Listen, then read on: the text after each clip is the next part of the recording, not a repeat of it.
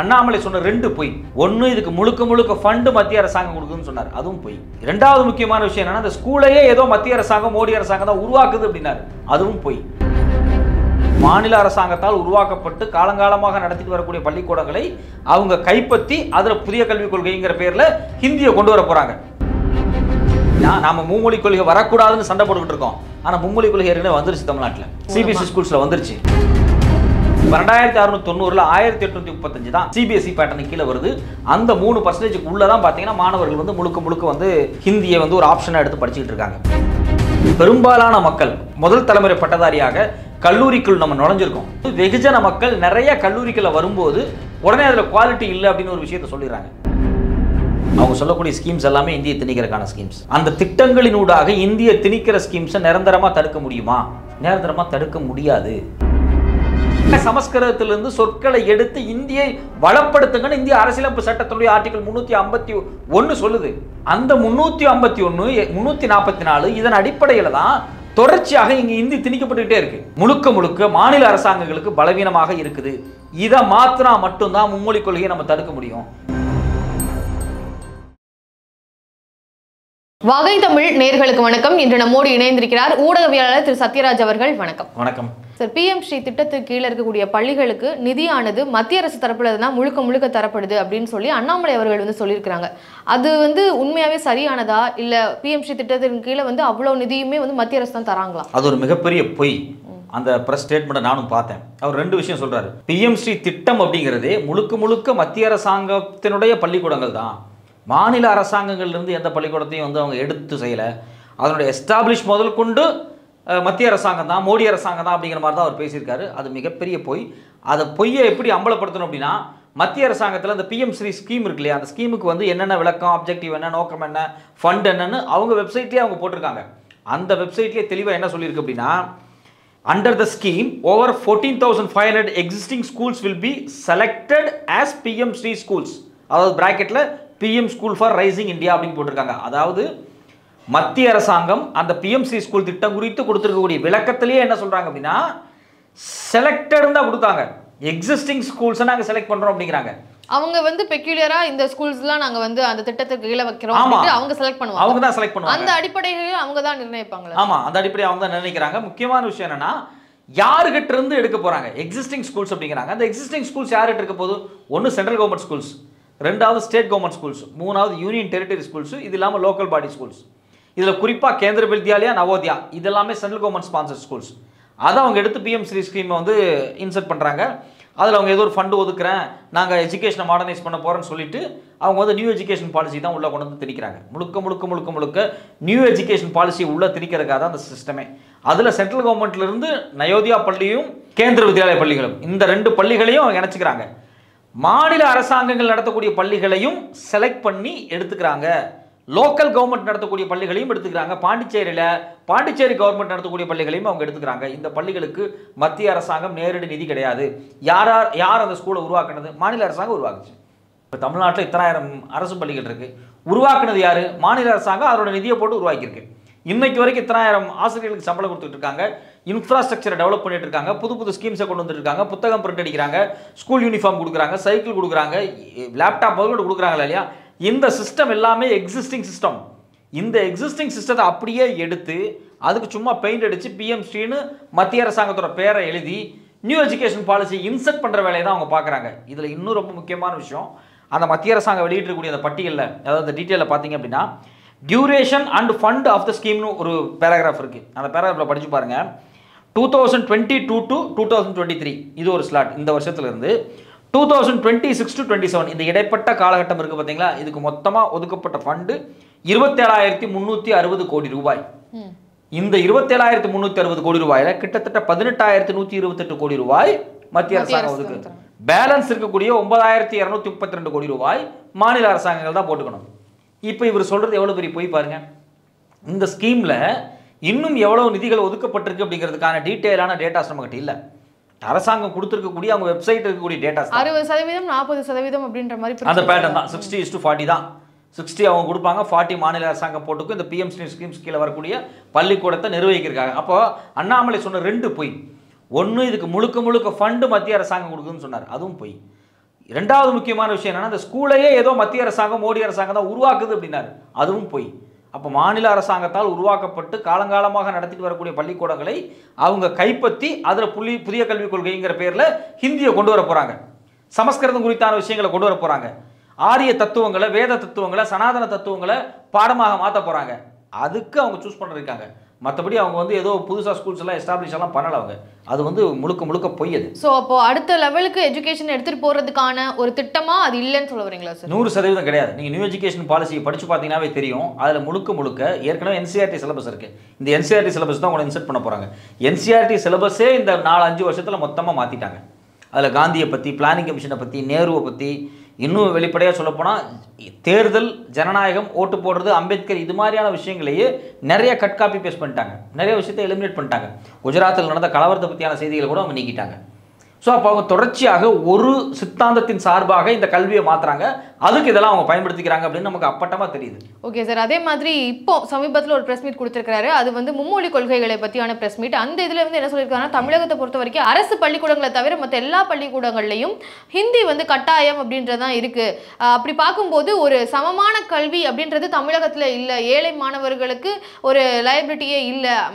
Government ஸ்கூல்ஸில் இல்லாமல் private ஸ்கூல்ஸில் படிக்கக்கூடிய மாணவர்களுக்கு தான் அந்த மாதிரியான ஆப்பர்ச்சுனிட்டிஸ் வந்து உருவாகுது. இதை தடுக்கிறாங்க தமிழக அரசு அரசியல் நோக்கத்திற்காக அப்படின்ற மாதிரி சொல்லியிருக்கிறாரு. முழுக்க போய். ஏன்னா அந்த ப்ரெஸ் மீட்டில் நானும் பார்த்தேன். அதில் சில விஷயத்தை சொல்கிறாரு. அவர் என்ன சொல்கிறாருன்னா, தனியார் பள்ளியில் 56 லட்சம் மாணவர்கள் படிக்கிறாங்க. அதில் 30 லட்சம் மாணவர்களுக்கு அதிகமாக வந்து முழுக்க ஹிந்தியை படிச்சுக்கிறாங்க அப்படிங்கிற மாதிரி கட்டாயம் அப்படின்ற. ஆமாம், அரசு பள்ளியில் வந்து 52 லட்சம் மாணவர் படிக்கிறாங்க. அவங்களுக்கு வந்து இந்த ஆக்சஸ் கிடைக்கிறது இல்லை அப்படிங்கிற மாதிரி சொல்கிறாரு. அது முழு பொய். நீங்கள் வந்து சிபிஎஸ்சி திட்டத்தின் கீழே படிக்கக்கூடிய மாணவர்கள் மட்டும்தான் ஹிந்தி படிக்கிறாங்க. அது வெறும் 1835 ஸ்கூல்ஸ் தான். இவர் சொல்கிற கதெல்லாம் கிடையாது. மொத்தமாக பார்த்தீங்கன்னா 58,000 பள்ளிக்கூடம் இருக்குது. அதில் தனியார் பள்ளிக்கூடம் 12,690 இருக்குது. இந்த 12,690ல் 1835 தான், வெறும் 3% தான் சிபிஎஸ்சி பேட்டர்னுக்கு கீழே வருது. அந்த 3%க்கு உள்ளே தான் பார்த்தீங்கன்னா மாணவர்கள் வந்து முழுக்க வந்து ஹிந்தியை வந்து ஒரு ஆப்ஷனாக எடுத்து படிச்சுக்கிட்டு இருக்காங்க. அதுலேயும் அவங்களுக்கு அது கட்டாயமா இல்லை எப்படி சார்? அது கட்டாயம். ஓகே. அது மிக மோசமான ஒரு அயோக்கியத்தனம். நான் ஏன் அந்த வார்த்தையை சொல்கிறேன் அப்படின்னா, நாம மும்மொழி கொள்கை வரக்கூடாதுன்னு சண்டை போட்டுக்கிட்டு இருக்கோம். ஆனால் மும்மொழி கொள்கை ஏற்கனவே வந்துருச்சு தமிழ்நாட்டில். சிபிஎஸ்சி ஸ்கூல்ஸில் வந்துருச்சு. இவன் என்ன பண்ணுறான் அப்படின்னா, நீ சிபிஎஸ்சியில் படித்தா தான் நீட் எக்ஸாமில் பாஸ் பண்ண முடியும், நீ சிபிஎஸ்சியில் படித்தா தான் சென்ட்ரல் யூனிவர்சிட்டிக்கு போகிற எக்ஸாமில் நீ என்ட்ரன்ஸ் எழுத முடியும், நீ சிபிஎஸ்சி படித்தா தான் கேட் எக்ஸாமில் பாஸ் பண்ண முடியும் அப்படின்னு சொல்லி இந்தியாவில் இருக்கக்கூடிய உயர்கல்விக்கு இவன் என்ட்ரன்ஸ் எக்ஸாம் வைக்க ஆரம்பிச்சிட்டான் அப்படின்னு சொல்கிறான். உயர்கல்விக்கான ஒரு என்ட்ரன்ஸை வச்சுட்டான். இந்த உயர்கல்விக்கான என்ட்ரன்ஸுக்கு நீ போகணும் அப்படின்னா நீ இந்த சிலபஸை படிக்கணும் அப்படிங்கிறான். அப்போ ஆப்வியஸாக பேரண்ட்ஸ் என்ன நினைக்கிறாங்க, இப்போ நான் வந்து எனக்கு 2 பசங்க இருக்காங்க, எனக்கே என் பிள்ளை சிபிஎஸ்சியில் சேர்த்தணும் தான் விருப்பம், சிபிஎஸ்சியில் சேர்த்து தான் படிக்க வைக்கணும் முடிவு பண்ணியிருக்கேன். ஆனால் இப்போ என்ன அப்படின்னா என் மேலே இந்தியை திணிக்கிறாங்க. இப்போ எனக்கு என் பிள்ளைகள் வாழ்க்கையில் வந்து அவங்க +2 முடிக்கும்போது நீட் எக்ஸாம் இருந்துச்சு அப்படின்னா, இல்லை வேறு ஏதாவது நேஷ்னல் டெஸ்டிங் ஏஜென்சி நடத்தக்கூடிய பரீட்சைகள் எதுவாக வேணாலும் இருக்கலாம். ஒரு பிஏ இங்கிலீஷாக இருக்கலாம், பிகாமாக இருக்கலாம், நீங்கள் ஜேர்னலிசம் படிக்கிறீங்க, பிஏ ஜேர்னலிசமாக இருக்கலாம், இல்லை பொலிட்டிக்கல் சயின்ஸாக இருக்கலாம். இதுக்கு எல்லாத்துக்குமே பேன் இண்டியாவில் எக்ஸாம்ஸ் கொண்டு வர போகிறாங்க. எல்லாத்துக்குமே பேன் இண்டியாவில் எக்ஸாம்ஸ். அப்போது இதுக்கு எல்லாத்துக்கும் சிலபஸ் எதை ஃபாலோ பண்ண போகிறாங்க? +1 +2 என்சிஆர்டியில் என்ன சிலபஸ் இருந்துச்சு, குறிப்பாக 8, 9, 10, 11, 12 இதில் என்சிஆர்டியில் நேஷனல் போர்டு சிலபஸில் மத்திய அரசாங்கத்தினுடைய சிலபஸில் என்ன இருந்துச்சோ அதுலேருந்து தான் கொஸ்டின் எடுக்க போகிறான். ஆப்வியஸாக ஒரு பேரண்ட்ஸ் என்ன நினைப்பாங்க, இப்போ இருந்தே இதை படிக்க வச்சோம்னா புள்ள காலேஜுக்கு ஈஸியாக போய் சேர்ந்துடும், என்ட்ரன்ஸ் ஈஸியாக கிளியர் பண்ணிடும் அப்படிங்கிறதான் முடிவு பண்ணுவாங்க. நானும் ஒரு தந்தையாகத்தான் முடிவு எடுக்க முடியும். நான் வந்து ஒரு கொள்கை ரீதியாக என் பிள்ளையை வந்து சிபிஎஸ்சியில் சேர்த்த முடியாது அப்படிங்கிற இடத்துக்கு நான் நகர்த்துறது இல்லையா? அது எவ்வளோ பெரிய சிக்கலாக போய் என் பர்சனல் வாழ்க்கையில் முடியுது. சார், அப்போ சிபிஎஸ்சியில் சேர்க்கணும் அப்படின்ற ஒரு கட்டாயம் உருவாகுது அப்படின்றது தான் நீங்கள் சொல்கிறீங்க. அப்போ எப்படினாலும் வந்து எதிர்காலத்தில் இந்த மாதிரியான எக்ஸாம்ஸை ஃபேஸ் பண்ணுறதுக்கு நம்ம சிபிஎஸ்சியில் படிக்க வேண்டியது இருக்குது. அந்த மாதிரியான புக்ஸை படித்தா தான் நம்மளால் எக்ஸாம் எதிர்கொள்ள முடியும் அப்படின்ற ஒரு சூழல் உருவாகுதுன்னா அரசாங்கம், மத்திய அரசு சொல்லக்கூடிய அந்த கல்வி திட்டத்தை ஏற்கணும் அப்படின்ற ஒரு நிலை உருவாகும். அப்போ ஏற்றுக்கிறதுனால நல்லதாக இருக்கும். முதல்ல இந்த நீட் எக்ஸாம் மாதிரி சென்ட்ரல் கவர்மெண்ட் வைக்கக்கூடிய எக்ஸாம்ஸ் எல்லாத்தையும் கேன்சல் பண்ணணும். அதே ஒரு மிகப்பெரிய தப்பு, அயோக்கியத்தனமானது. அதில் இவங்க தகுதிங்கிற பேரில் மாணவர்களை படிக்க விடாமல் பண்ணுறாங்க. இந்த புதிய கல்வி திட்டத்தின் கீழே பார்த்தீங்கன்னா நீங்கள் ஒரு 3 இயர்ஸ் டிகிரி நீங்கள் சேர்றீங்கன்னா 3 இயர்ஸ் நீங்கள் கம்ப்ளீட் பண்ணலை. ஃபஸ்ட் இயரில் உங்களுக்கு ஒரு குறிப்பிட்ட அரியர்ஸ் விழுந்துருச்சு அப்படின்னா அந்த அரியர்ஸை கிளியர் பண்ணாமல் நீங்கள் செகண்ட் இயர் போக முடியாது. அப்போ நீங்கள் வந்து செகண்ட் இயர் போகிற அளவு உங்களுக்கு ஃபினான்ஷியல் ஸ்டெபிலிட்டி இல்லை அப்படின்னா ஃபஸ்ட் இயரோட நீங்கள் ட்ராப் அவுட். உங்களுக்கு ஒரு டிப்ளமோன்னு ஒரு 1 இயர் கோர்ஸ் அப்படின்னு சொல்லி உங்களுக்கு சர்டிஃபிகேட் கொடுத்து வெளியே அனுப்பிச்சிருவாங்க. இப்போ 2 வருஷம் நீங்கள் கடந்துட்டீங்க, 3ஆவது வருஷம் போக முடியல, நிறைய அரியர்ஸ் வந்துச்சு அப்படின்னா ஒரு டிப்ளமோ சர்டிஃபிகேட் கொடுத்து அனுப்பிச்சிருவாங்க. 3 வருஷம் நீங்கள் முடிச்சு இந்த லெவலில் நீங்கள் பர்சன்டேஜ் வாங்கினா தான் பிஜிக்கு போக முடியும். அப்போ இவங்களுடைய ஆட்டிடியூட் என்னவா இருக்கு அப்படின்னா எப்படியாவது ஃபில்டர் பண்ணணும் அப்படிங்கிறது தான் முடிவா இருக்காங்க. சார் ஆனா இப்படி எல்லாம் ஃபில்டர் பண்ணி அனுப்புனாதான் தரமான கல்வியோட மாணவர்கள் வந்து வெளியே வருவாங்க. இப்போ வந்து படிச்சும் படிக்காமையும் வந்து வராங்க. அதனால தான் வேலை வாய்ப்புகளில் வந்து மாணவர்களால் அமர முடியல, வேலை கிடைக்காம திண்டாடுறதுக்கு காரணம் அவங்களுக்கான அந்த ஒரு குவாலிட்டி இல்லை எஜுகேஷன்ல அப்படின்னு சொல்றாங்களே. அதை செலக்ட் பண்ணக்கூடிய கார்பரேட் கம்பெனிக்காரன் பார்த்துக்குவாமா, அதை பற்றி கவர்மெண்ட் ஒன்றும் கேர் பண்ணிக்க வேண்டியது கிடையாது. நான் ஏன் சொல்கிறேன்னா, இது ஒரு அண்டர் டெவலப்பிங் நேஷனாக இருந்து டெவலப்பிங்கை நோக்கி நகர்ந்துட்டு இருக்கக்கூடிய ஒரு நாடு. இங்கே ஒரு பள்ளி கல்வி அப்படிங்கிறதும் கல்லூரிக்கு போகிறது அப்படிங்கிறதும் முதல் தலைமுறையாக தான் போயிருக்காங்க. இப்போ நான் முதல் தலைமுறை பட்டதாரி, கண்டிப்பாக நீங்களும் முதல் தலைமுறையாக தான் இருப்பீங்க. பெரும்பாலான மக்கள் முதல் தலைமுறை பட்டதாரியாக கல்லூரிக்குள் நம்ம நுழைஞ்சிருக்கோம். அப்போ கல்லூரிக்குள்ளே நுழையும் போது வெகுஜன மக்கள் நிறைய கல்லூரிக்குள்ளே வரும்போது உடனே அதில் குவாலிட்டி இல்லை அப்படின்னு ஒரு விஷயத்த சொல்லிடுறாங்க. நீங்கள் வந்து என்ட்ரன்ஸ் வைக்கிறீங்க, என்ட்ரன்ஸ் வைக்கக்கூடாதுங்கிறத நம்ம கருத்து. நீங்கள் எக்ஸாம்ஸ் வைக்கிறீங்க, செமஸ்டர் வைக்கிறீங்க, பாஸ் பண்ணுறாங்க. இப்போ பரீட்சை பேப்பர் திருத்துறதுல வந்து கொஞ்சம் லிபரலாக இருக்குது, கொஸ்டின் பேப்பர் லிபரல் என்னமா இருந்துட்டு போகுது. நீங்கள் அங்கே போய் வேலை பார்க்கும்போது அந்த வேலைக்கும் நாம் படித்த கல்விக்கும் இடையில ஒரு மிகப்பெரிய கேப் இருக்குது. அந்த கேப் அகடமிக்ஸுக்கும் ப்ராக்டிஸுக்கும் இடையில இருக்கக்கூடிய கேப்பை ஃபில்லப் பண்ணவே முடியலை. வெஸ்டர்ன்லேயே ஃபில்லப் பண்ண முடியல. நான் ஒரு பிகாம் படிச்சுட்டு போயிருப்பேன், ஆனால் போய் பார்த்தா ஐடி கம்பெனியில் வேலை பார்த்துருப்பேன். 90% பேர் இப்படி தான் பார்க்குறான். இன்ஜினியரிங் முடிச்சுட்டு போயிருப்பான், வேற ஒரு கம்பெனியில் வேலை பார்ப்பான். ஏன்னா இது ஒரு டெவலப்பிங் நேஷன். இது ஒரு டெவலப்டு நேஷனாக இருந்தால் நீ என்ன படிக்கிற, என்ன ஸ்பெஷலைசேஷன், அதுக்கேற்ற மாதிரியான ஒரு ஜாப்பில் போய் உட்கார்றாங்க. இது இப்போ தான் வளர்ந்துக்கிட்டு இருக்குது. இங்கே மேன் பவர் நிறையா தேவைப்பட்டுக்கிட்டே இருக்குது. இப்போ இதில் என்ன பண்ணுறாங்க அப்படின்னா, எல்லாருமே பார்ட்டிசிபேஷன் அதிகப்படுத்துறதுனால இந்தியாவில் இருக்கக்கூடிய மேல் ஜாதியாக இருக்கக்கூடிய உயர் வகுப்பை சார்ந்த ஒரு 20-25% மக்கள் இருக்காங்க. பிராமணர்கள் மாதிரி ஒரு ஃபார்வர்ட் கேஸ்ட் இருக்காங்க. இவங்களுக்கு ஈக்குவலாக மற்ற கேஸ்ட் வர்றதை அவங்களால பொறுத்துக்க முடியல. இவங்களுக்கு காம்படிஷனாக அவங்க இருக்காங்க. இப்போ நீங்கள் வந்து இதெல்லாம் தடுத்துக்கிட்டே வந்தீங்க அப்படின்னா யார் அந்த இடத்த ஃபில் பண்ண போகிறாங்க அப்படின்னா உயர் ஜாதிக்காரங்க தான் ஃபில் பண்ண போகிறாங்க. திரும்பவும் இங்கே ஒரு ஜாதிய கட்டமைப்பு தான் வரும். ஃபார்வர்ட் கேஸ்டாக இருக்கிறவனுடைய அப்பா 5 தலைமுறை 10 தலைமுறையாக படித்தவனாக இருப்பான். டிகிரி மட்டுமே 4 தலைமுறையாக வாங்கியிருப்பான். அவன் பையனை எதில் ஈஸியாக சேர்த்தலாம், அவனுக்கு எப்படி படிக்க வைக்கலாம், எதை படிக்க வச்சா அவன் ஈஸியாக படிப்பான் அப்படிங்கிற ஒரு கல்வி சார்ந்த புரிதல் அந்த பேரண்ட்ஸ்ட்டு இருக்கும். ஆனால் கிராமத்துலேருந்து வரக்கூடிய ஏழை எளிய கூலி வேலை செய்யக்கூடிய பேரண்ட்ஸ்ட்டு ஒரு புரிதல் குறைவாக தான் இருக்கும். அதுலேருந்து மாணவர்கள் படித்து வரலையாலாம் சொல்ல வர்றாங்க. பட் ஆனால் நான் மெஜாரிட்டியை சொல்ல வரேன். ஒரு குழந்தை நல்ல மார்க் வாங்குது, நீட்டில் கவர்மெண்ட் ஸ்கூலில் படித்த பையன் ஒருத்தர் பாஸ் பண்ணி போயிட்டான் அப்படின்னா போஸ்ட் அடிச்சு போடுறாங்க. யார் பாஜகக்காரன் பார்த்தீங்களா, அந்த மாணவர் பாஸ் பண்ணிட்டாங்க, அவங்க அப்பா ஆட்டோ டிரைவர், இவங்க கூலி வேலை செய்கிறாங்க. எக்ஸப்ஷனல். அது எக்ஸப்ஷனலாக எக்ஸாம்பிளாக காமிக்காதீங்க. மெஜாரிட்டியோட நிலை என்னவோ அதான். ஸோ அப்போ அந்த மெஜாரிட்டியோட நிலைமை என்ன அப்படின்னா இதுலேருந்து படித்து மேலே வரணும் அப்படிங்கிறது தான் நம்மளுடைய விருப்பமாக இருக்குது. கல்விக்கு தரம்ங்கிற பேரில், குவாலிட்டி தகுதி அப்படிங்கிற பேரில் நீங்கள் வந்து எல்லாத்தையும் கட்டுப்படுத்தாதீங்க.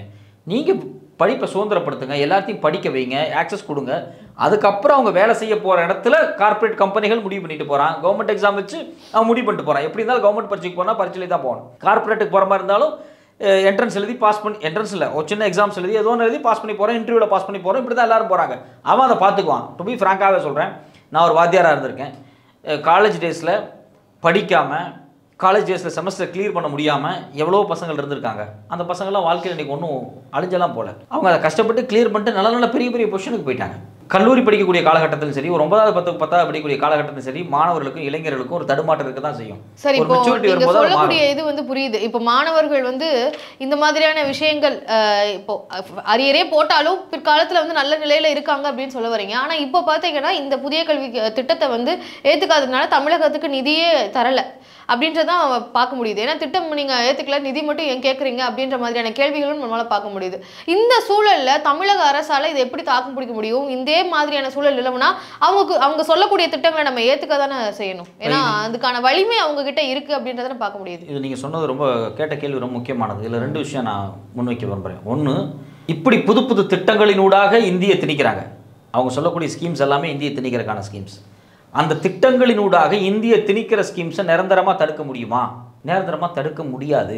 ஏன் தடுக்க முடியாதுன்னா, இந்திய அரசியலமைப்பு சட்டத்தில் ஆர்டிகல் 344 என்ன சொல்லுது அப்படின்னா, அதாவது மொழிகள் குறித்து, அஃபீஷியல் லாங்குவேஜ் குறித்து இருக்கக்கூடிய பிரிவு 344(1), 344(2) இது மாதிரி அதுக்குள்ள சப்செக்ஷன், இது எல்லாமே என்ன சொல்லுது அப்படின்னா, குடியரசுத் தலைவருடைய தலைமையில் 30 பேர் கொண்ட ஒரு குழுவை உருவாக்கி அந்த குழு இந்திய ஆட்சி மொழியில் எப்படி இந்தியை அதிகப்படுத்துவது, ஆங்கிலத்தை குறைப்பது அப்படிங்கிறத அதை வரையறுக்கணும். 5 வருஷத்துக்கு ஒரு தடவை நீங்கள் குழு போடணும், 30 பேர் கொண்ட குழு இருக்கணும், அவங்க அதை ஸ்டடி பண்ணணும், அந்த ரெக்கமெண்டேஷன்ஸை பிரசிடென்ட்டை கொடுக்கணும், பிரசிடென்ட் அதை ஃபைனலைஸ் பண்ணி கவர்மெண்ட்டை கொடுப்பாங்க, கவர்மெண்ட் அதை நடைமுறைப்படுத்தணும் அப்படிங்கிறது தான் இந்தியன் கான்ஸ்டியூஷனோட ஆர்டிகல் 344. அப்போ இந்தியன் கான்ஸ்டியூஷன்லேயே இப்படி ஒரு போர்ஷனை வச்சுக்கிட்டு நீங்கள் எப்படி இந்தியை உள்ள வரதை தடுக்க முடியும்? கான்ஸ்டியூஷன் அதிகாரம் கொடுக்குது மத்திய அரசாங்கத்துக்கு. அப்போ நாம் என்ன பண்ணணும்னா கான்ஸ்டியூஷனில் சேஞ்சஸ் கொண்டு வரணும். ஆர்டிகல் 351 ரொம்ப ரொம்ப முக்கியமான விஷயம். 351 என்ன சொல்லுது அப்படின்னா, ஹிந்தி மொழியை நீங்கள் வளப்படுத்துங்க. இப்போ இந்தியாவில் இருக்கக்கூடிய மற்ற ஷெட்யூலில் இருக்கக்கூடிய மொழிகளாக இருக்கட்டும், இல்லை இந்துஸ்தானியாக இருக்கட்டும், குறிப்பாக சமஸ்கிருதத்திலிருந்து சொற்களை எடுத்து இந்தியை வளப்படுத்துங்கன்னு இந்திய அரசியலமைப்பு சட்டத்தினுடைய ஆர்டிகல் 351 சொல்லுது. அந்த 351 344 இதன் அடிப்படையில் தான் தொடர்ச்சியாக இங்கே இந்தி திணிக்கப்பட்டுக்கிட்டே இருக்கு. சிம்பிளான ஒரு விஷயம். ஆர்டிகல் 120 முழுக்க வந்து பார்த்தீங்க அப்படின்னா சென்ட்ரல் பார்லிமெண்ட்டில் என்ன அஃபேர்ஸில் நம்ம வந்து பாராளுமன்றத்தை நடத்திட்டு போகணும் அப்படின்னு சொல்லுது. ஸ்டேட் 210 ஆர்டிகல் 210 வந்து ஸ்டேட் கவர்மெண்ட்டில் லெஜிஸ்லேச்சரில் என்னென்ன மொழி பயன்படுத்தணும் அப்படிங்கிறத பற்றி அவங்க பேசுகிறாங்க. சென்ட்ரல் கவர்மெண்ட்டை பற்றி பேசும்போது பார்லிமெண்ட் அப்படின்னு பார்லிமெண்ட்டில் பயன்படுத்தப்பட வேண்டிய மொழி அப்படிங்கிற போது சிங்குலராக கொடுக்குறாங்க. ஒன்று ஹிந்தியாக இருக்கும் இல்லை இங்கிலீஷாக இருக்கும், ஆப்ஷன் அதுதான். ஆனால் லெஜிஸ்லேச்சரை பற்றி பேசும்போது ஹிந்தியாக இருக்கலாம், இங்கிலீஷாக இருக்கலாம், மாநில மொழிகளாக இருக்கலாம், அஃபீஷியல் மொழிகளாக இருக்கலாம் அப்படின்னு பல கேட்டகரிஸை பண்ணுறாங்க. அஃபீஷியல் அதே மாதிரி அஃபீஷியல் லாங்குவேஜ் சென்ட்ரலுக்கு வேறு அஃபீஷியல் 343 பார்த்தீங்கன்னா சென்ட்ரலுக்கு அஃபீஷியல் லாங்குவேஜ் ஆஃப் இந்தியான்னு சொல்கிறாங்க. ஸ்டேட்டுக்கு வரும்போது அஃபீஷியல் லாங்குவேஜஸ் ஆஃப் இந்தியா அப்படிங்கிறாங்க. மாநிலத்துக்கு பல மொழிகளான மத்தியத்துக்கு ஒரு மொழி தான் அப்படிங்கிறாங்க. ஸோ அப்போ ஏதோ ஒரு வகையில் இந்திய அரசியலமைப்பு சட்டத்தில் 120, 210, 343, 344, 345, 46, 47, 351 வரைக்கும் இது எல்லாமே முழுக்க முழுக்க மாநில அரசாங்கங்களுக்கு பலவீனமாக இருக்குது. இதை மாத்தினா மட்டும்தான் மும்மொழி கொள்கையை நம்ம தடுக்க முடியும். இதை மாத்தினா மட்டும்தான் மத்திய அரசாங்கத்தின் திட்டம் எல்லாமே ஹிந்தி பேரில் வர்றதை தடுக்க முடியும். இதை செய்யாமல் நாம் யாரும் இதை தடுக்க முடியாது. இதை மாநில அரசாங்கங்கள் புரிஞ்சுக்கணும். இதை புரிஞ்சுக்காம வெறுமான ரியாக்ட் பண்ணக்கூடாது. கன்ஸ்ட்ரக்டிவாக முன்னோக்கி போய் ஏன் இதெல்லாம் நடக்குது அப்படின்னு வந்து பார்க்கணுன்னா இந்தியன் கான்ஸ்டியூஷனை பார்க்கணும்.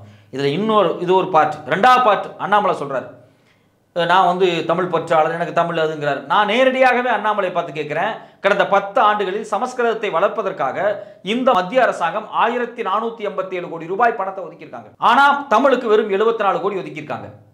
நான் என்ன கேட்குறேன், சமஸ்கிருதத்தை தாய்மொழியாக கொண்டவர்கள் எவ்வளோ பேர் இருக்காங்க இந்தியாவில்?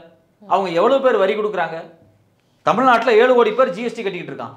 இங்கிருந்து பணத்தை வசூல் பண்ணிட்டு போய் நீங்கள் சமஸ்கிருதத்தை வளர்க்குறீங்க. 18 யூனிவர்சிட்டி இருக்குது சமஸ்கிருதத்துக்கு. தமிழுக்கு ஒரு யூனிவர்சிட்டி இருக்குது. இந்தியாவின் பழமையான மொழி, கிட்டத்தட்ட 5000 ஆண்டுகளாக புழக்கத்தில் அதிகமாக இருக்கக்கூடிய மொழி. 10,000 வருஷம் சொல்றாங்க. நம்ம சமஸ்கிருதத்தை வளர்க்கணும்னு நினைக்கிறதுக்கான காரணம் என்னவா இருக்கும்னு நினைக்கிறீங்க? ஏன்னா தாய்மொழியாக யாருமே வைக்கல அப்படின்னு சொல்றீங்க. இத்தனை மக்கள் வந்து தமிழ்நாட்டில் இத்தனை மக்கள் தமிழ் பேசக்கூடிய மக்கள் இருந்துமே சமஸ்கிருதத்தை வளர்க்கணும்னு நினைக்கிறதுக்கான காரணம் என்னவா இருக்கும்? இந்திய அரசாங்கம் அப்படிங்கிறது ஒரு பார்ப்பனிய அரசாங்கம். அவங்கள பொறுத்த வரைக்கும் சமஸ்கிருதம் தான் அவங்களுடைய தாய்மொழி. பிராமணர்களுக்கு அப்படி தான் ஃபீல் பண்றாங்க. அதே மாதிரி பார்த்தீங்கன்னா சமஸ்கிருதம் தான் அவங்களுடைய வேதம், சொல்லக்கூடிய ரிக்வேதம் வந்து சமஸ்கிருதத்தில் எழுதப்பட்டிருக்கு. ஸோ அவங்க ஏதோ ஒரு வகையில் ரிக்வேதம், ஆரியம், சமஸ்கிருதம், பார்ப்பனியம், சனாதனம் அப்படிங்கிறதுக்கு எல்லாத்துக்குமே மூலமாக செயல்படுறது இந்த சமஸ்கிருதம் தான். ஓகே, இது முழுக்க முழுக்க ஒரு மதவாத அரசு, மதவாத சிந்தனை கொண்ட அரசு. நீங்கள் வந்து தமிழ்நாட்டில் பார்த்தீங்க அப்படின்னா ஒரு பார்ப்பனர் இருக்கார் அப்படின்னா மெட்ராஸில் இருக்கக்கூடிய மயிலாப்பூரில் இருக்கக்கூடிய பார்ப்பனரும் அவங்களோட பேசிக்கும் போது ஒரு லாங்குவேஜில் பேசிக்குவாங்க. கன்னியாகுமரியில் போய் பார்த்தீங்க அப்படின்னாலும் பார்ப்பனர்களுக்குள்ள அந்த சேம் லாங்குவேஜ் ப்ரிவைல் ஆகும். மற்றவங்கள்ட்ட பேசும்போது வேறு, பார்ப்பனர்களுக்குள்ளே பேசிக்கும்போது ஒரே லாங்குவேஜ் தான் இருக்கும். நீங்கள் கன்னியாகுமரிலேருந்து வரீங்கன்னு வச்சுங்களேன், நான் கோயம்புத்தூர்லேருந்து வரேன்னு வச்சுங்களேன், நான் வேறு மாதிரி தமிழ் பேசுவேன், நீங்கள் வேறு மாதிரி தமிழ் பேசுவேன். எங்கள் ஊரில் கூடிய ஐயரும் அவங்களுக்குள்ளே பேசிக்கும்போது ஒரே மாதிரி தான் பேசுகிறாங்க. சென்னையில் கூடிய ஐயரும் அவங்களுக்குள்ளே பேசிக்கும்போது ஒரே மாதிரி தான் லாங்குவேஜ் பேசிக்கிறாங்க. ஏன்னா அவங்களுக்குள்ள ஒரு சமஸ்கிருத ஓர்மை இருக்குது. கலாச்சார ரீதியாக, பண்பாட்டு ரீதியாக பெரும் 50-60% ஒரு கலாச்சார ஓர்மை இருக்குது. அப்போ நீங்கள் வந்து பண்பாடு ரீதியாக, கலாச்சார ரீதியாக மயிலாப்பூரில் இருக்கக்கூடிய பிராமணர்களுக்கும் நீங்கள் திருநெல்வேலியில் இருக்கக்கூடிய பிராமணர்களுக்கும் 50-60% ஒரே மாதிரி தானே இருக்குது. மேக்ஸிமம் ஒரே மாதிரி தான் இருக்கும். ஆனால் தமிழ்நாட்டில் இருக்கக்கூடிய வட தமிழ்நாட்டில் இருக்கக்கூடிய ஒரு வன்னியர் சமூகத்துக்கும் தென் தமிழ்நாட்டில் இருக்கக்கூடிய ஒரு முக்குளத்தோர் சமூகத்துக்குமான கலாச்சார பண்பாடு அப்படிங்கிறது வேற வேறு மாதிரி தான் இருக்குது. ஓகே சார், இப்போ அண்ணாமலை அவர்கள் வந்து தொடர்ந்து ஊடகத்துக்கு முன்னாடி இந்த மாதிரியான தவறான செய்திகளை மக்களுக்கு கொடுக்குறாங்க. மக்கள் யோசிக்காம அது நம்ப ஆரம்பிக்கிறதுக்கான வாய்ப்புகள் நிறைய இருக்குது. மக்களே வந்து ஏன் இப்போ படித்தா என்ன, 3ஆவதா ஒரு லாங்குவேஜ் கற்றுக்கிறதுனால நம்ம எஃபிஷியண்ட்டாக தான் மாற போகிறோம், அந்த மாதிரியான ஒரு திங்கிங் வரதுக்கான வாய்ப்பு நிறையவே இருக்குது. இப்படி தொடர்ந்து ஒரு மாநில கட்சி தலைவராக இருக்கக்கூடிய அண்ணாமலை அவர்கள் வந்து இந்த மாதிரி பேசுகிறாரு. ஸோ அதை எப்படி பார்க்குறீங்க? இந்த போக்கு எப்படி இருக்கு? இல்லை நான் வந்து ஹிந்தி படிச்சு நான் என்ன பண்ண போகிறேன்? நான் இப்போ வடநாட்டுக்கு வேலைக்கு போகணும் அப்படின்னா எனக்கு அது தேவை இருந்துச்சு அப்படின்னா நான் ஒரு மாணவனாக படிக்க போனாலும் சரி, ஒரு அரசு ஊழியனாக போனால் நான் கற்றுக்க போகிறேன். இல்லை நான் ஒரு தனியார் நிறுவனங்களில் வேலை பார்க்க போனால் நான் கற்றுக்க போகிறேன். இல்லைனா நான் ஏன் கற்றுக்கிட்டு நான் என்ன பண்ண போகிறேன்? இப்போ நீங்கள் வந்து எப்படின்னா இப்போ வந்து என்ன ஏன் ஜெர்மனி கற்றுக்கிற அப்படின்னு கேட்குற மாதிரி இருக்கு. நான் ஏன் ஜெர்மன் கற்றுக்கணும்? நான் ஜெர்மன் போனால் கற்றுக்க போகிறேன், இல்லைனா விட்டுற போகிறேன். இப்போ எனக்கு வந்து 40 வயது ஆகுது, நான் வாழ்நாள் முழுக்க தமிழ்நாட்டில் மட்டும்தான் இருக்கேன். நான் ஹிந்தி கற்றுனா என்ன பண்ண போகிறேன்? நான் வேறு மாநிலத்தில் போய் வேலை பார்க்குறேன்னா பார்த்துக்க போகிறேன். நான் ஹிந்தி நான் டெல்லி போயிருக்கேன். ஒரு 15 நாள் 20 நாள் டெல்லியில் டிசம்பர் மாதம் அடிக்கடி போய் தங்குவோம். அப்போ அங்கே நான் இங்கிலீஷில் பேசிகிட்டு இருக்கேன், என் கூட ஹிந்தியில் பேசுகிறாங்க. நான் என்னால் முடிஞ்ச வார்த்தையை நான் பேசிக்க போகிறேன். அங்கே போகும்போது அடாப்ட் ஆகிக்கிறேன். பிரச்சனை எங்கே வருது அப்படின்னா, அந்த மொழியை கற்றுக்குவதால் எனக்கு என்ன லாபம், என்ன யூட்டிலிட்டி, தேசப்பற்றா அப்படிலாம் இல்லை. அதுதான் அவங்க குறிப்பிடுறாங்க இல்லையா சார்? ஏன்னா தேசபக்தி இருக்கணும், தேசப்பற்று இருக்கணும் அப்படின்றப்போ அது இது மாதிரியான மொழிகள். பிரிட்டிஷ்காரனை எதிர்த்து நம்ம போராடினப்போ இந்தியாவில் எவ்வளோ பேருக்கு ஹிந்தி தெரியும்? ஏன் நமக்குள்ள ஒற்றுமை இல்லையா? காந்தி வானு கூப்பிட்டப்ப தமிழ்நாட்டிலேருந்து அவ்வளோ பேர் போனானே. சுபாஷ் சந்திர போஸ் வானு கூப்பிட்டப்போ அவ்வளோ பேர் சுபாஷ் சந்திர போஸ் பின்னாடி போனாங்களே. எல்லாம் ஹிந்தி தெரிஞ்சு போனாங்களா? இல்லை சுபாஷ் சந்திர போஸ் பெங்காலிங்கிறதுனால பெங்காலி தெரிஞ்சு போனாங்களா? இல்லை காந்தி குஜராத்திங்கிறதுனால குஜராத்தி தெரிஞ்சு போனாங்களா? உணர்வு ஒன்று தான், சண்டை ஒன்று தான், வாழ்க்கை ஒன்று தான், தேசம் ஒன்று தான். அதனால தான் யுனைட்டி இன் டைவர்சிட்டின்னு ஆனால் அம்பேத்கர் சொல்றார். ஆனால் அம்பேத்கர் பின்னாடி ஏன் இவ்வளோ பேர் இன்னைக்கு திரண்டு நிற்கிறாங்க? அவர் ஒரு மராத்திய மொழியை தாய்மொழியாக கொண்டவர். ஆனால் தமிழ்நாட்டில் எதுக்கு அண்ணல் அம்பேத்கரை கொண்டாடிட்டு இருக்காங்க? மணிப்பூர்ல ஏன் அண்ணல் அம்பேத்கரை கொண்டாடுறாங்க? காஷ்மீர்ல ஏன் கொண்டாடுறாங்க? கருத்தியல் தான் முக்கியம். கருத்தியல் ரொம்ப முக்கியம். நீங்கள் தமிழ்நாட்டை எடுத்து பார்த்துங்க, லட்சக்கணக்கான வட இந்திய தொழிலாளர்கள் தினம் தினம் வந்து சென்ட்ரல் ரயில்வே ஸ்டேஷனில் இறங்கிட்டே இருக்காங்க. இங்கே கோயம்புத்தூர் ரயில்வே ஸ்டேஷன், திருப்பூர், ஈரோடு இந்த ரயில்வே ஸ்டேஷன்லாம் போய் பாருங்கள். கேரளாவில் நீங்கள் பாலக்காடுலேருந்து திருச்சூர் வரைக்கும், கீழே வரைக்கும், திருவனந்தபுரம் வரைக்கும் போய் அங்கே இருக்கக்கூடிய ரயில்வே ஸ்டேஷனில் போய் பாருங்கள். வட இந்தியர்கள், பெங்காலிகள், அது மட்டும் இல்லாமல் உத்தரப்பிரதேச சார்ந்தவங்க, எக்கச்சக்கம் பீகாரை சார்ந்தவங்க, ஜார்க்கண்டை சார்ந்தவங்க வந்து கூஞ்சிக்கிட்டே இருக்காங்க. தென்னிந்தியா முழுக்க கொஞ்சிக்கிட்டு இருக்காங்க. எதுக்கு வர்றாங்க? வேலை தேடி தானே வர்றாங்க. இந்த ஊரில் ஆங்கிலம் கற்றுக்கிட்டதால ஐடி கம்பெனி வளருது. அதை தொடர்ந்து நிறைய கம்பெனிஸ் வளர்ந்துருக்காங்க. மேனுஃபேக்சரிங் செக்டார் வருது. உலகத்தில் இருக்கக்கூடிய செமிகண்டக்டர்ஸ் நிறுவனம் முதற்கொண்டு ஏன் தென்னிந்தியாவில் முதலீடு பண்ணு வர்றான்? இங்கே ஒரு படித்த கம்யூனிட்டி இருக்குது, அவங்களுக்கு இங்கிலீஷ் தெரியும், அவங்களுக்கு எல்லா டெக்னாலஜியும் ஆக்சஸ் பண்ணிக்க முடியும். இப்போ அமெரிக்காவில் ஒரு புது கோர்ஸ் வருது அப்படின்னா, ஒரு செமிகண்டக்டர் குறித்து அமெரிக்காவில் ஒரு புது கோர்ஸ் வருதுன்னா, தமிழ்நாட்டில் இருக்க ஆன்லைனில் லீஸாக கற்றுக்குவான். அப்போ அங்கே கொண்டு இன்வெஸ்ட் பண்ணலாம், ஒரு சீப்பான லேபர் கிடைக்கும். அவன் அப்படி தானே பார்க்குறான். அவன் வர்றான், இன்வெஸ்ட் பண்ணுறான், நமக்கு வேலை கிடைக்கிது. நம்மளை சார்ந்து பல ஹோட்டல் இண்டஸ்ட்ரீஸ் டெவலப் ஆகுது, கால் டாக்ஸி இண்டஸ்ட்ரீஸ் டெவலப் ஆகுது, எல்லாமே டெவலப் ஆகுது, ஒரு பெரிய எக்கனாமிக் பூம் ஆகுது. அதனால தான் அவங்கெல்லாம் சவுத்தை நோக்கி வர்றாங்க. இன்னும் வெளிப்படையாக சொல்ல போனலாம், ஆங்கிலம் கற்றுக்கொள்ளாமல் இருந்திருந்தோம்னா நம்ம வாழ்வாதாரமே இல்லாமல் கஷ்டப்பட்டிருப்போம். 100 ஆண்டுகளுக்கு முன்னாடி இந்த தமிழ்நாட்டில் பஞ்சம் தான். ஆயிரக்கணக்கான லட்சக்கணக்கான மக்கள் பஞ்சம் பிழைப்பதற்காக மலேசியா, சிங்கப்பூர், தாய்லாண்டிலிருந்து மொரீஷியஸ் தீவு, சவுத் ஆப்பிரிக்கா வரைக்கும் இந்த மண்ணை விட்டு ஓடி போய் சோத்துக்கு பிச்சை எடுக்கிற நிலைமையில தான் 100 ஆண்டுகளுக்கு முன்னாடி இருந்தோம். பிரிட்டிஷ்காரன் நம்மளை அப்படி தான் அடிமையாக வச்சுருந்தான், நம்மளோட வளத்தெல்லாம் சுரண்டுனா. இந்த தமிழர்கள் இன்றைக்கி உலகம் முழுக்க பரவி இருக்கிறதுக்கு இன்னொரு முக்கியமான காரணம் இந்த பஞ்சத்தில் போனவங்க. இப்போ படிச்சுட்டு போனவங்களும் இருக்காங்க, 2 கேட்டகரியுமே இருக்குது. அப்போது நாம் பஞ்சத்திலிருந்து வந்த ஒரு சமூகம், நாம் ஆங்கிலத்தை கற்றுக்கிட்டால தான் எல்லா முதலீடுகளும் நம்மளை நோக்கி வந்துச்சு. நாம் இன்றைக்கி கற்றுக்கிட்டோம். இன்றைக்கி நம்ம கம்ஃபர்ட்டாக இருக்கோம். இன்றைக்கி நம்ம தமிழ் உணர்வு பேசலாம், தமிழ் இலக்கியங்களை பேசலாம், இன்றைக்கி நம்ம சங்க இலக்கியத்தை படிக்கலாம், இன்றைக்கி நம்ம தொல்காப்பியத்தை படிக்கலாம். ஆனால் 50 வருஷத்துக்கு முன்னாடி படிக்கிறது ரொம்ப கஷ்டம். உயர் ஜாதிக்காரன் மட்டும்தான் படிக்க முடியும். ஒரு குறிப்பிட்ட ஜாதிக்காரன் மட்டும்தான் அதை பெருமை பேசுவான். நம்மளால் பேச முடியாது. நம்மளால் இலக்கியத்தை ரசிக்கிற அளவுக்கு நம்மகிட்ட உபரி கிடையாது. நம்ம கஷ்டத்தில் வாழ்ந்துகிட்டு இருந்தோம். பசியில் இருக்கவனுக்கு ஆன்மீகமோ தத்துவமோ இலக்கியமோ புரியாது. இன்றைக்கி பசி நிறைவடைஞ்சிருச்சு. இன்றைக்கி தினம் யூடியூப்பில் வீடியோ போடுறான், நான் இந்த கடையில் பிரியாணி சாப்பிட்டேன், அந்த கடையில் பிரியாணி சாப்பிட்டேன், அங்கே ஒரு பிரியாணி இருக்குது, அங்கே ஒரு கிரில் சிக்கன் சூப்பராக இருக்குது, தந்தூரி 50 வெரைட்டி இருக்குன்னு போடுறான். இந்த சமூகம் 100 வருஷத்துக்கு முன்னாடி சோறு இல்லாத சமூகம். இன்றைக்கி இப்படி வீடியோ போடுதில்ல. இந்த முன்னேற்றத்தில் தான் கலை பண்பாடு எல்லாமே வரும். ஒரு செல்ஃப் டிட்டர்மினேஷன் வரும், அடையாளத்தை தேடி போகக்கூடிய வரும், இந்த வளர்ச்சி எல்லாமே வரும். அதனால் இது ஒரு முன்னேற்றம். நீங்கள் ஹிந்தி கற்றுருந்தீங்கன்னா நம்ம சோத்துக்கே வழி இல்லாமல் திருப்பி நம்ம எப்படி வட இந்தியாக்காரன் இங்கே வர்றான், அது மாதிரி நாம எங்காவது பஞ்சம் பிழைக்க தான் போயிருக்கோம். அதனால் இவங்க சொல்கிறது எல்லாமே போய் இவங்க பாலிடிக்ஸுக்காக பேசுகிறாங்க. ஓகே சார், இப்போ தமிழகத்தில் முக்கியமான ஒரு விஷயத்தை பற்றி இவ்வளோ தூரம் எங்களுக்கு விளக்கி சொன்னதுக்காக ரொம்ப நன்றி. நன்றிமா.